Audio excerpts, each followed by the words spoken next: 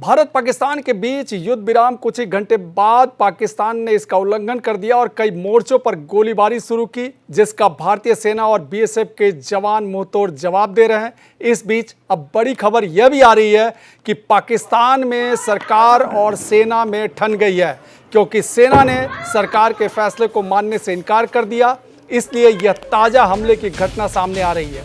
युद्ध विराम के उल्लंघन और पाकिस्तान की ताज़ा गोलाबारी के बाद उमर अब्दुल्ला गुस्से से उबल पड़े और उन्होंने कहा, what the hell, cease fire का क्या हुआ। आपको बता दें कि इससे पहले विदेश सचिव विक्रम मिस्री ने जानकारी देते हुए कहा था कि दोपहर दोनों देशों के डीजीएमओ के बीच बातचीत हुई थी। इसमें फैसला लिया गया था कि शनिवार शाम 5 बजे से दोनों देश आकाश, जल और थल पर तत्काल हमले रोक देंगे और 12 मई को दोनों देशों के अधिकारी आगे की रणनीति पर चर्चा करेंगे।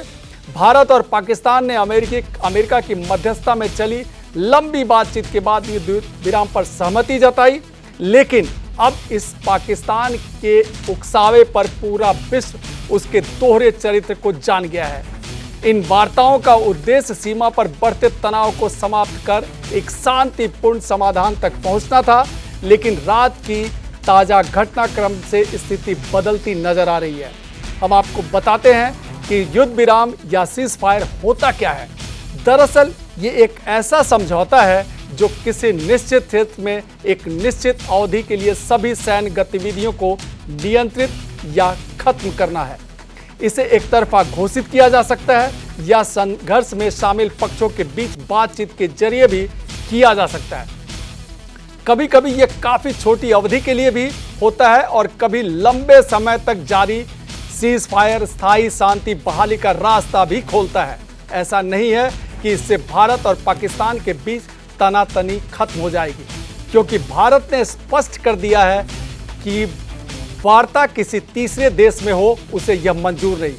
अब देखना है कि 12 मई तक दोनों देशों के बीच खटास खत्म होती है या फिर दोनों देश किसी समझौते की ओर आगे बढ़ते हैं।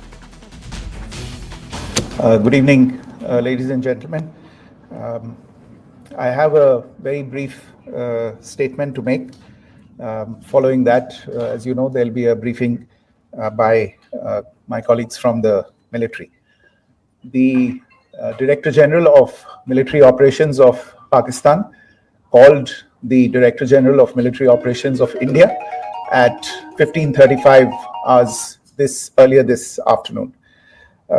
It was agreed between them that both sides would stop all firing and military action on land and in the air and sea with effect from 1700 hours Indian Standard Time today.